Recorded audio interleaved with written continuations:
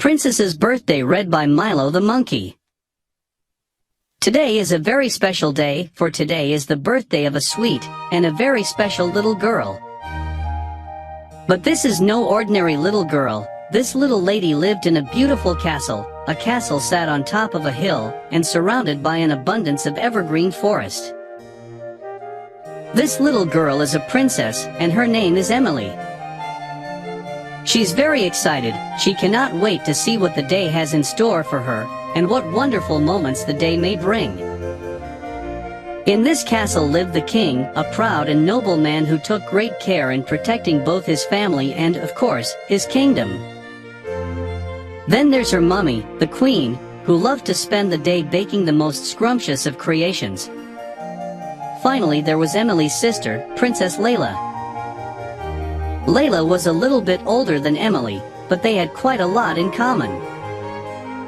Most days, the two of them can often be heard running around the castle grounds, screaming with laughter or rolling about in the grass and feeding the ducks who love to splash freely in the pond, and doing all the things in her little world that makes her smile. As Emily sat on her bedroom floor playing with her cuddly toys, having their pre-birthday tea party, she started to wonder what mouth-watering yummy food awaits her. Emily, like most children her age, loved chocolate cake, ice cream, and she could drink fizzy pop until it poured out from her ears.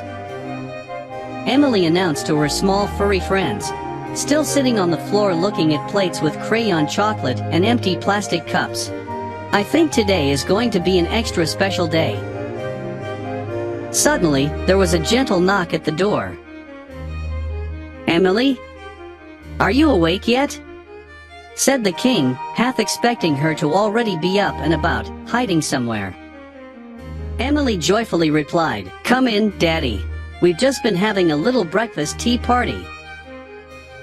"That sounds fun, and I can assure you that today will be filled with the things you love," the king proudly uttered. "Happy 5th birthday, my little princess." Downstairs, the smell of a freshly baked cake welcomed Princess Emily, along with Angel the dog and Reggie the cat. Mommy was still in the kitchen preparing a picnic feast fit for a king, but in this case, a princess. "Oh, that smell is lovely," exclaimed Emily, "but where is my sister? Is she helping Mommy in the kitchen?" The king replied, "No, sweetheart, Layla has taken the horse to meet with Granny and Granddad. We just couldn't have a birthday picnic without them, could we?" Emily's smile grew bigger and bigger. "Fantastic," she bellowed, whilst jumping up and down, making Angel bark in the process. All this commotion had made Mummy leave her baking temporarily to find out what was happening. "Hello, my gorgeous birthday girl, I can't believe you're 5 today. Where has the time gone? I still remember when you were crawling around on your knees. Are you looking forward to your birthday picnic with all the family?" "I most certainly am," replied the princess, her smile still stretching from ear to ear.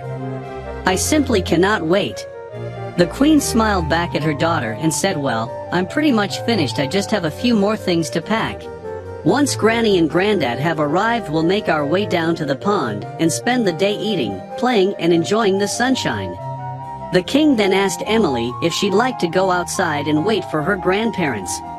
Down by the pond, everybody was relaxed and enjoying the gorgeous sunny weather.